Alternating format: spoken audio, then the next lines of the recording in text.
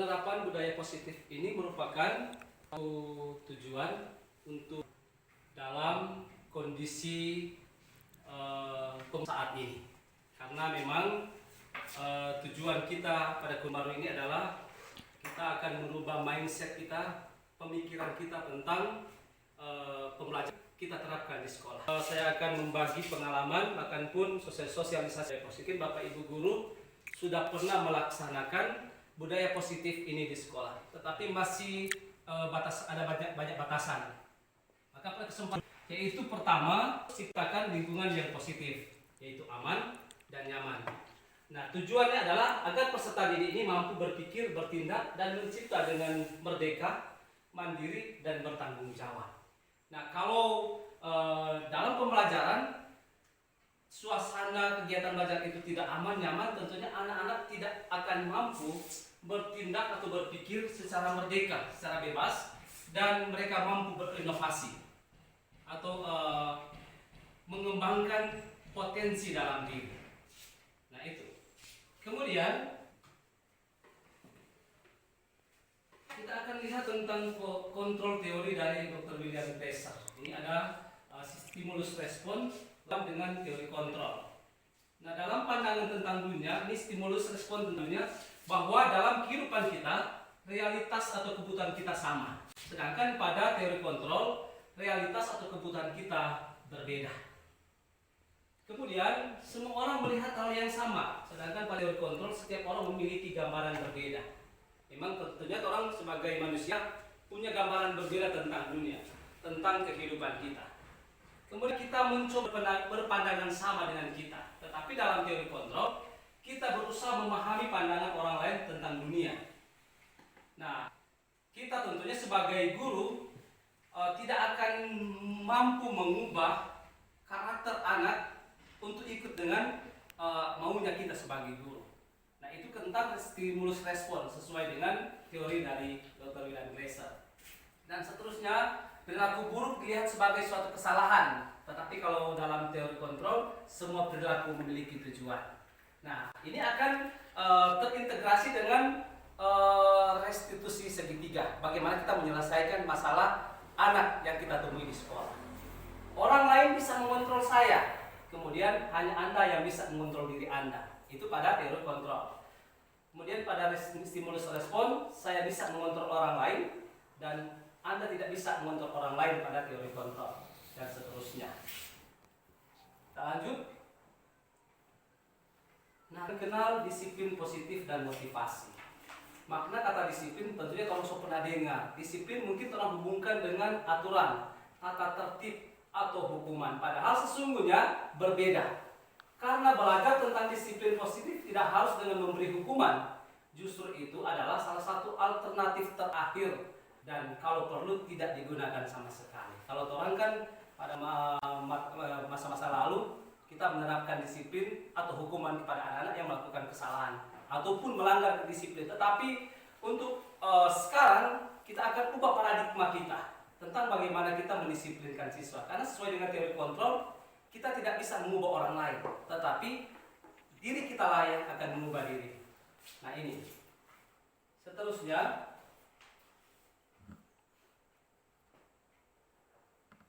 nah, Bapak Pendidikan kita, Ki Hajar Dewantara, menyatakan bahwa di mana ada kemerdekaan, disitulah harus ada disiplin yang kuat.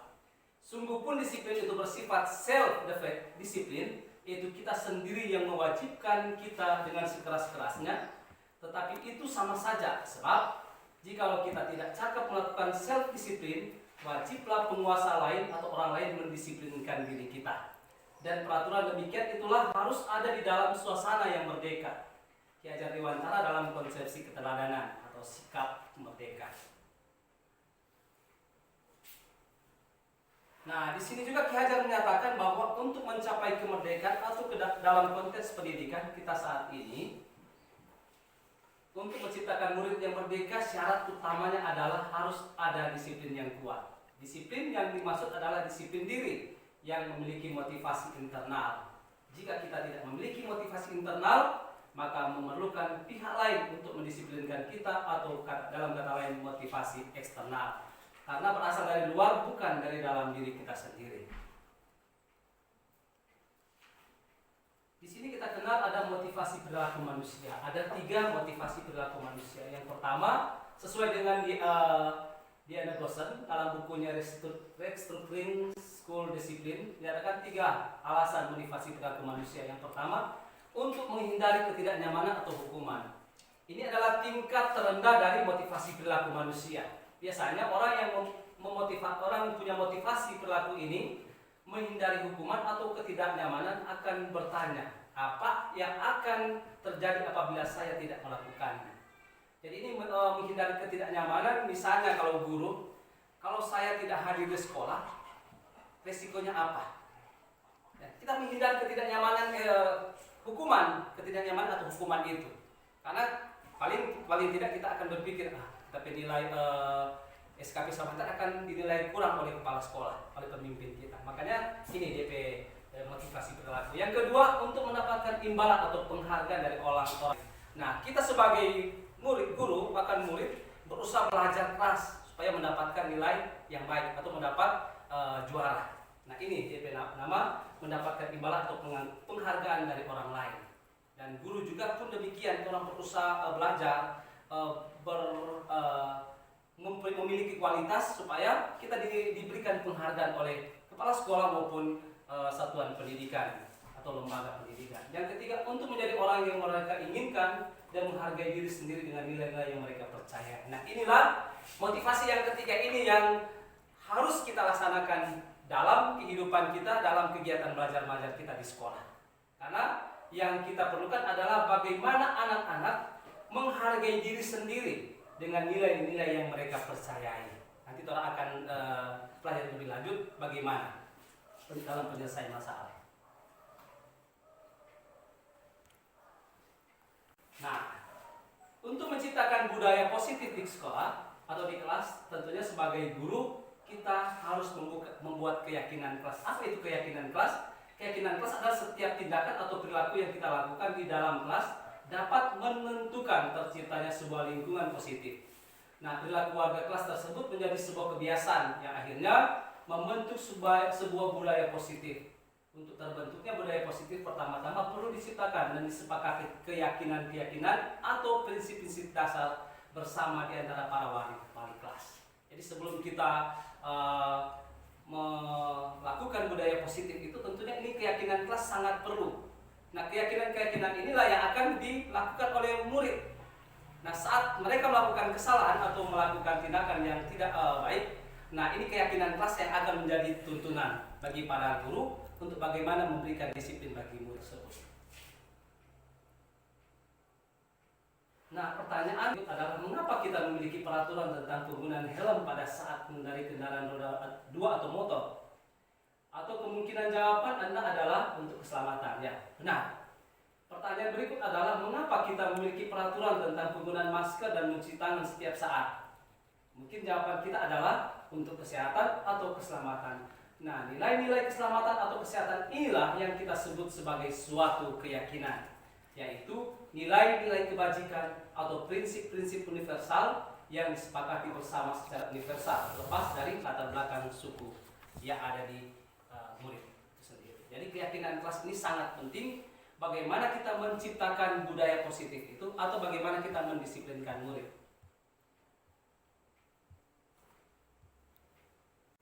Nah, dalam pembentukan keyakinan kelas, yang pertama, keyakinan kelas itu bersifat lebih abstrak daripada peraturan yang lebih rinci dan konkret. Misalnya begini, kalau aturan atau tata tertib sekolah, orang buat dan itu sudah spesifik sekali. Tapi kalau keyakinan kelas ini bersifat universal. Jadi beda peraturan dengan keyakinan kelas adalah begini. Kalau terus bikin keyakinan kelas, dia sanksi apa? Itu dia bukan hukuman tapi sanksi.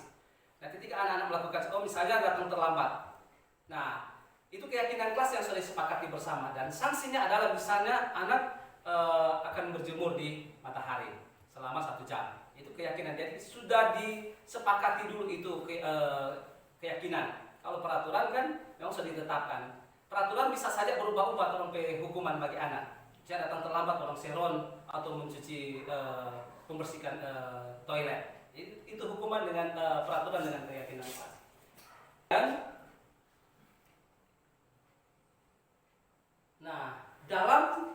positif kita akan melihat pemenuhan kebutuhan dasar. Ada 5 kebutuhan dasar manusia. Kalau orang kenal sebenarnya 3 kebutuhan dasar pokok. Tapi kita akan lihat 5 kebutuhan dasar manusia. Yaitu yang pertama kesenangan. Kemudian ini survival ini adalah bagaimana mempertahankan hidup. Yang kedua cinta dan kasih sayang dan kebebasan serta penguasaan. Ini ada 5 kebutuhan dasar manusia, dan 5 kebutuhan dasar ini juga adalah melekat pada diri siswa dan kita sebagai guru, sebagai pengajar. Bagaimana kita mau menerapkan budaya itu? Tentunya kita harus belajar tentang ini 5 kebutuhan dasar dari anak. Kalau orang tahu ini anak bagaimana mempertahankan hidup, tentunya memerlukan makanan.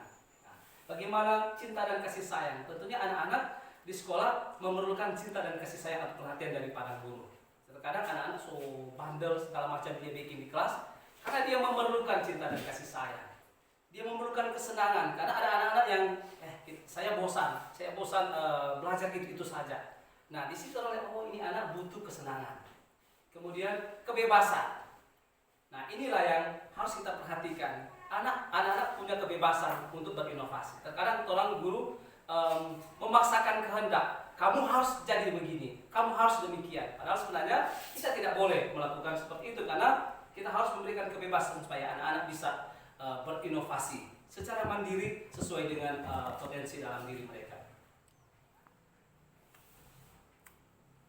Nah, kita sebagai guru mempunyai 5 posisi kontrol, yaitu yang pertama penghukum, kedua pembuat orang merasa bersalah, 3 teman, 4 monitor atau pemantau, 5 manajer. Nah, penghukum adalah memang sudah pernah kita lakukan. Sebagai guru, orang sudah pernah melakukan. Terkadang kalau orang menghukum anak dengan mata melotot, dengan suara yang keras, yang itu dalam posisi penghukum, yaitu dalam kontrol penghukum. Sedangkan pembuat orang merasa bersalah, orang punya kata-kata lembut, memberikan semangat bagi anak-anak. Nah, kemudian teman. Nah, dalam posisi teman kita juga terhadap anak-anak, kita menjadi teman terhadap anak. Jadi dalam posisi teman ini kita tidak menyakiti anak, baik perkataan kita maupun secara tindakan atau perbuatan. Kemudian monitor dan pemantau. Dalam posisi kontrol sebagai monitor, pemantau, guru hanya memantau perilaku atau keadaan dari siswa tersebut. Dan yang terakhir adalah manajer. Dan posisi kontrol yang kelima ini yang paling tepat sebagai pengajar untuk lakukan di dalam proses pembelajaran. Ini sebagai manajer. Jadi dia tidak ada penghukuman, tidak membuat orang merasa bersalah, tetapi dia benar-benar turut langsung dengan siswa, supaya benar-benar siswa merasakan bahwa saya diperhatikan seperti dalam 5 kebutuhan dasar. Saya merasa bebas, saya bisa mempertahankan hidup dan lain sebagainya. Jadi ini posisi manajer yang tingkat paling tinggi sebagai guru dalam menerapkan budaya positif di kelas atau di sekolah. Nah, ini ada 5 posisi kontrol restitusi. Nah, ada identitas gagal dan ada identitas berhasil atau sukses. Nah, kalau yang tadi, yang 5 posisi kontrol tadi ada penghukum dan membuat orang merasa bersalah, termasuk dalam identitas gagal. Mengapa disebut identitas gagal? Karena kita tidak memberikan kebebasan atau kita tidak mengetahui kebutuhan anak secara utuh, bagaimana dia harus berkembang mengembangkan dirinya, potensi dalam diri. Tetapi kalau orang dalam posisi teman atau pemantau dan manajer, kita adalah dalam posisi identitas berhasil. Karena kita dalam memberikan pendisiplinan, kita tidak melakukan hal-hal yang bersifat tekanan atau kekerasan bagi para siswa tersebut. Nah, sekarang masuk pada segitiga restitusi. Nah, segitiga restitusi ini adalah segitiga dalam kita menyelesaikan masalah di kelas, baik juga di rumah. Sebagai orang tua juga kita harus perlu ini, segitiga restitusi. Nah, lewat kebutuhan-kebutuhan, 5 kebutuhan dasar dari manusia tersebut. Nah, apa itu restitusi? Restitusi adalah proses menciptakan kondisi bagi murid untuk memperbaiki kesalahan mereka sehingga mereka bisa kembali pada kelompok mereka dengan karakter yang lebih kuat. Terkadang orang, kamu jangan berteman dengan dia karena nakal. Nah, dalam posisi ini orang tidak bisa seperti itu. Nah, orang harus mengembalikan karakter yang secara kuat dan mengembalikan mereka pada kelompoknya. Jadi bagaimana caranya? Ada cara-cara. dan seterusnya.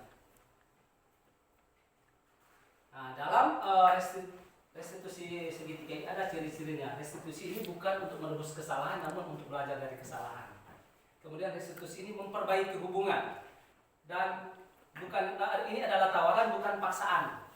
Kemudian menuntut untuk melihat ke dalam diri, mencari kebutuhan dasar yang mendasari tindakan.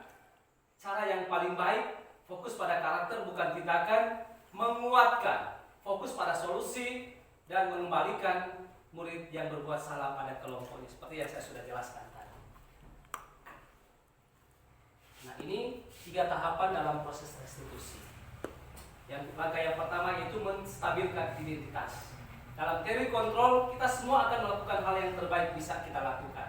Kemudian validasi tindakan yang salah. Semua perilaku memiliki alasan. Dan ketiga, menanyakan keyakinan atau self belief. Kita semua memiliki motivasi internal. Nah, saya sudah pernah menerapkan segitiga restitusi dalam penyelesaian masalah.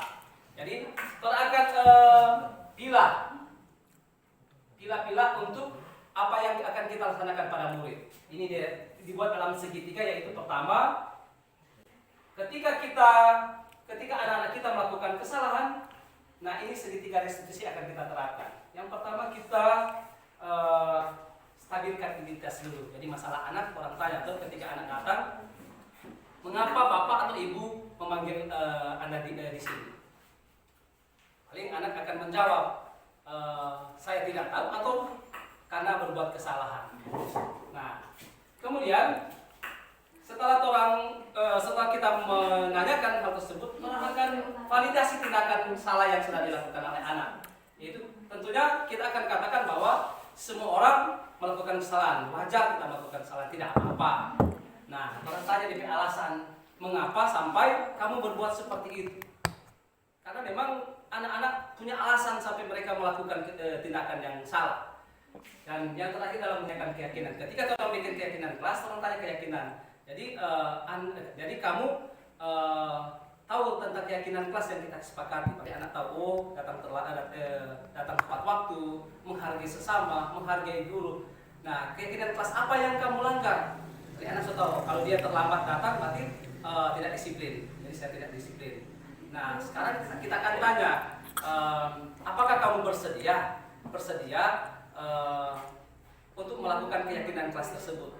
Jadi tolong harus pacu anak itu. Dia akan menjawab sendiri, ya saya bersedia. Jadi apa yang akan kamu lakukan? Jadi tolong tidak memberi hukuman, marah kepada anak, tapi ini yang harus buat. Yaitu dari segitiga restitusi. Dan saya percaya bahwa Bapak Ibu Guru atau teman-teman bisa menerapkan ini. Dan memang awalnya agak sulit. Ketika kita akan mencoba dan mencoba, pasti akan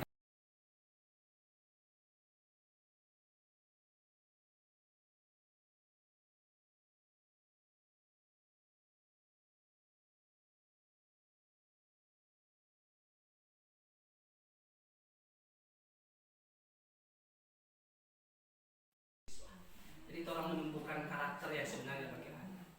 Mungkin ada pengalaman, silakan berbagi bagi kita. Dan ini juga merupakan motivasi bagi saya. Dan ini saya angkat ke pendidikan selanjutnya karena ini akan berlanjut dari modul 1 sampai modul yang ketiga. Jadi mungkin pengalaman dari teman-teman saya akan bisa bagikan ke teman-teman yang lain CGP di Provinsi Sulawesi Utara, bahkan pun di nasional. Silakan, mungkin ada hal-hal yang perlu ditanyakan tentang budaya positif ini. Silakan dulu. Atau mungkin kepala sekolah ada sedikit motivasi atau saran tentang budaya ini. Mungkin sementara teman-teman guru akan membicarakan tanggapan berkaitan dengan materi dari Pak Effendi, beberapa hal yang barangkali perlu saya tanggapi berkaitan dengan budaya positif. Jadi pada dasarnya apa yang sampaikan tadi itu akan nanti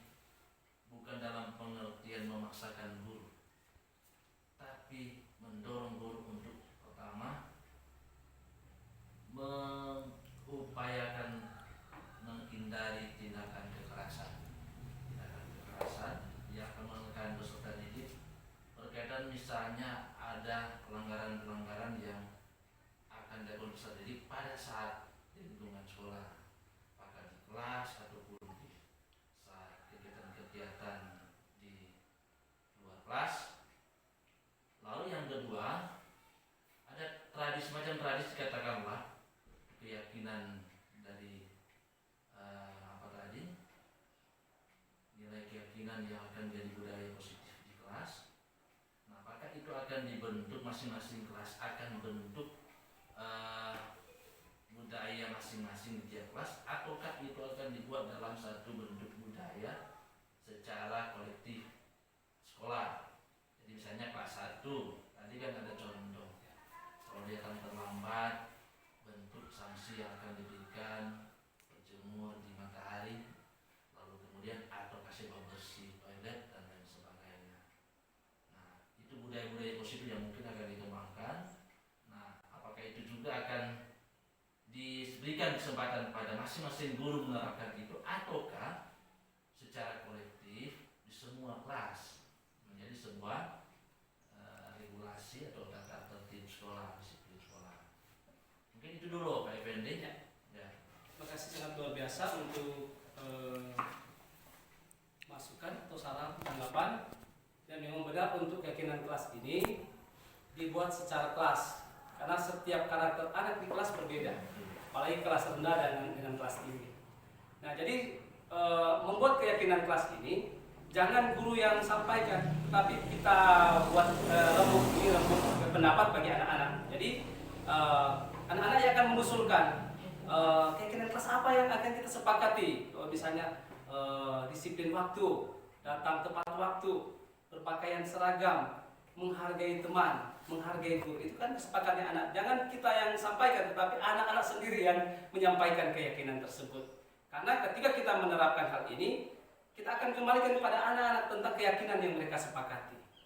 Nah, dari sini ketika kita orang melaksanakan, maka ini karakter kuat dari anak ini akan muncul.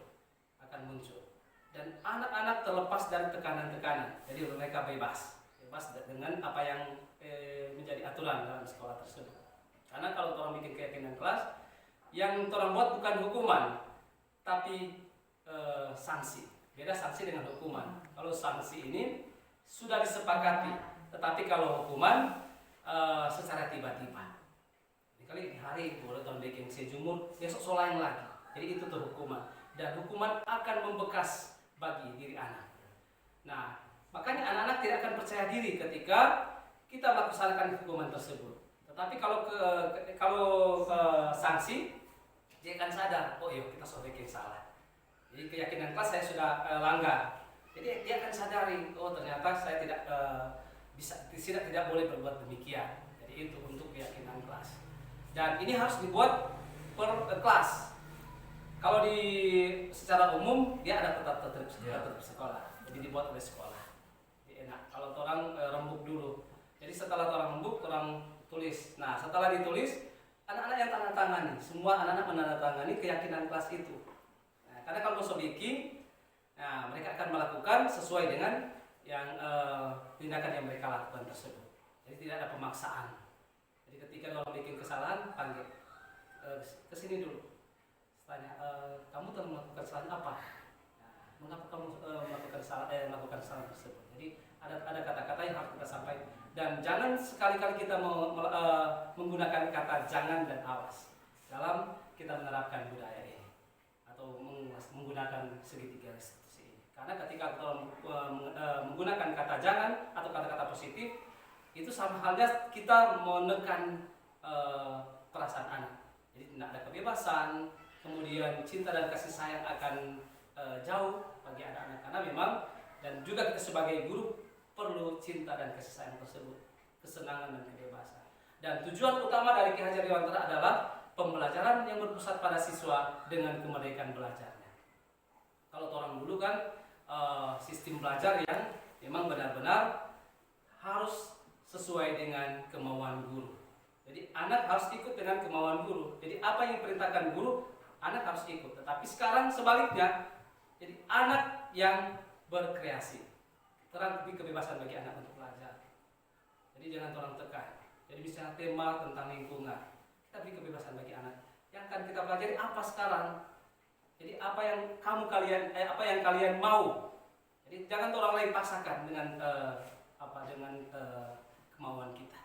Jadi itu untuk budaya positif. Jadi menciptakan budaya positif di sekolah harus datang dari diri kita sebagai guru maupun murid. Tetapi juga ada dukungan dari orang tua murid. Tanpa dukungan orang tua murid pasti budaya ini tidak akan terlaksana dengan baik di sekolah.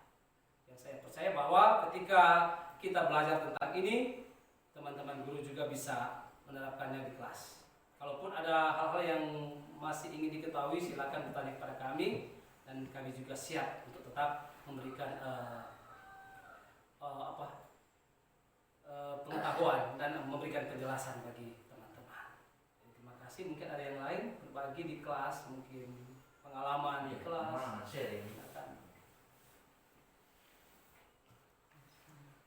Kita sudah pernah melakukan budaya positif di kelas, tapi masih dari jauh harapan dengan harapan kita. Belum sepenuhnya bebas.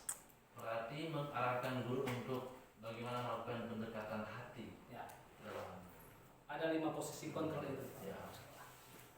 Jadi sebagai orang dalam posisi apa sebenarnya? Jadi yang paling bagus adalah teman dan manajer. Ya.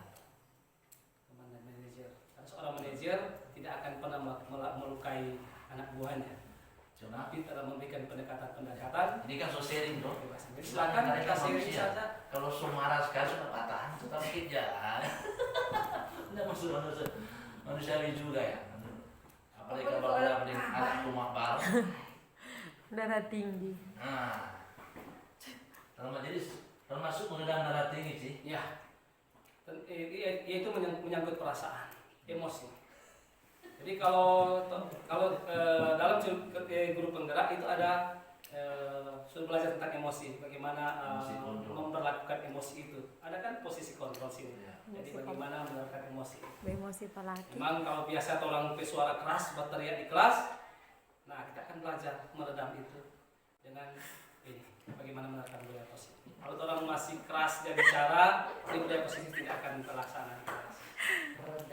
Jadi kemerdekaan belajar berpusat pada siswa, dan inilah tujuan kurikulum 2022, yaitu kurikulum prototip, yaitu berpusat pada siswa dengan karakter profil pelajar Pancasila. Profil pelajar Pancasila saya sampaikan ini ada 6. Yang pertama, beriman, bertakwa kepada Tuhan Yang Maha Esa dan berakhlak mulia. Kedua, berkebinekaan global, bergotong royong, kreatif, bernalar kritis dan mandiri. Nah, ini akan jalan kalau ini budaya positif diterapkan. Oke? Masih ada atau sudah? Kita bikin surat baca di sana. Pak, belajar Bu izin. Untuk bikin formal di YouTube ya. belajar Sih memang kalau orang baru saya baru melakukan dan saya sudah merasakan manfaatnya. Berarti ini ternyata luar biasa pengaruh dari cara bagaimana kita menyelesaikan masalah bagi anak-anak di sekolah. Dan bukan hanya untuk anak-anak kita saja di sekolah, tapi anak-anak kita di rumah. Karena memang kalau ada anak yang bandel di rumah, yang pasti orang akan tanya dulu, Mas, sebab mengapa anak-anak melakukan hal tersebut. Jangan langsung kasih hukuman, langsung pukul, tetapi bagaimana orang menjadi sebagai seorang manajer bagi anak-anak kita. Jadi tanpa kata-katanya.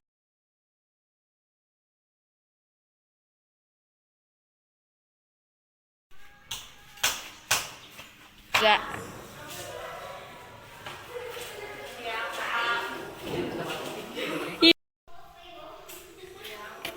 Oke, silakan masuk. Silakan duduk, Sepa.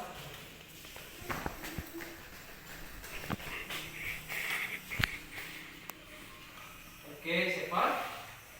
Apakah Sepa tahu mengapa Bapak panggil Sepa kemari? Karena buat kesalahan ya. Nah, menurut Sepa, perbuatan yang Sepa buat sudah betul atau salah? Salah ya. Apa yang Sepa buat? membuang sampah sembarangan. Buang sampah sembarangan ya. Oke. Berbuat salah itu wajar. Tidak apa-apa. manusia belum sempurna. Jadi banyak lagi melakukan kesalahan. Jadi Bapak panggil kamu bukan karena Bapak mau hukum, tetapi kita akan menuntun Seva supaya Seva bisa memperbaiki kesalahan. Oke? Dan kemudian Seva tahu apakah alasan Seva sampai buang sampah sembarangan? Iya, lihat teman yang buang sampah sembarangan, kan itu juga perbuatan yang baik.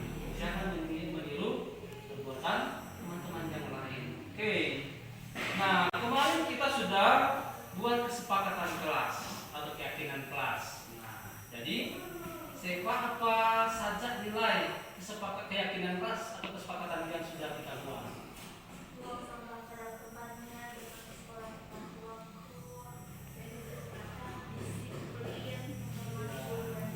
Mantap, Seva masih ingat dan bagus. Seva masih ingat tentang keyakinan kelas. Nah, apakah Seva mengakui meyakini kesepakatan kelas itu? Iya, tentu meyakini karena akan menjadi suatu dasar atau aturan untuk mendisiplinkan sebagai budaya positif kita. Apakah Seva bersedia untuk memperbaiki? Iya, untuk memperbaikinya. Nah, jika Seva memperbaiki berarti Seva kalau melakukan apa? Dia akan melakukan perubahan dalam diri, perubahan supaya perbuatan-perbuatan yang tidak baik itu ditinggalkan, supaya menjadi lebih baik lagi ya. Oke? Apa rencana Seva memperbaiki hal ini?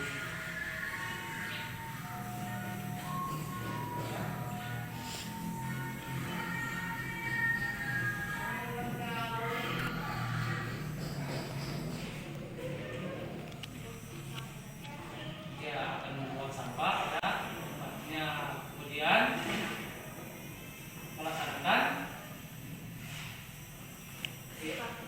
kesepakatan kelas. Oke, nah Seva sudah punya rencana untuk memperbaiki, bagus. Jadi berarti Seva merupakan anak yang bertanggung jawab. Nah, dengan bertanggung jawab berarti Seva juga telah melaksanakan nilai-nilai kedisiplinannya. Oke, baiklah. Semoga Seva tetap semangat belajar. Yakin bahwa segala sesuatu pasti akan berhasil jika mendisiplinkan diri. Oke, ya silakan Seva istirahat.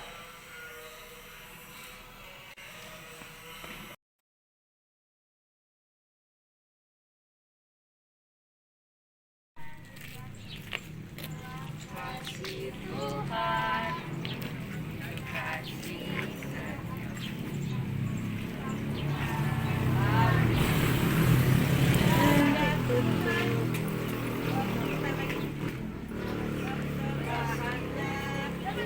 dari sana beri persembahan kepada Tuhan, jatuh dari tanganku, ku beri persembahan kepada Tuhan.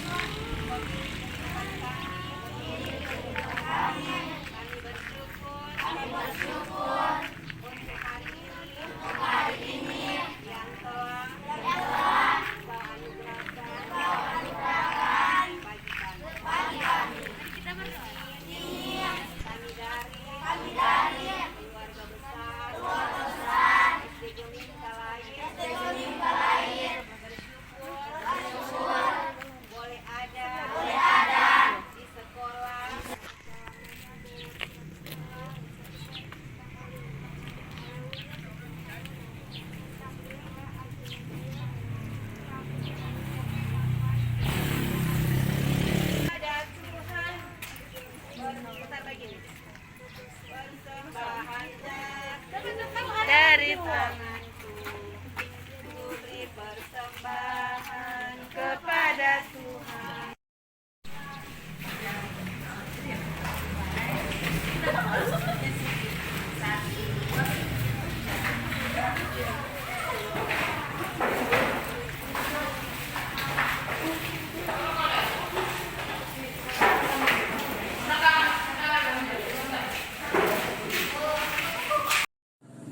Nama saya Stefania Tompoliu, siswa kelas 6 SD Gemip Talai.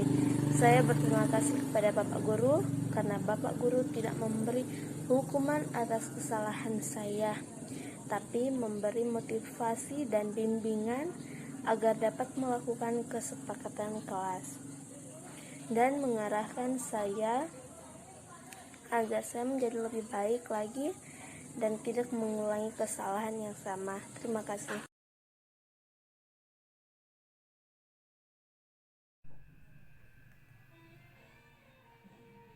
Setelah melakukan sosialisasi penerapan budaya positif kepada teman-teman guru dan kepala sekolah atau berbagi, saya merasa bersyukur, berterima kasih karena saya bisa membagikan pemahaman dan pengalaman saya tentang materi atau konsep-konsep budaya positif yang berguna dalam rangka menerapkan budaya positif untuk mewujudkan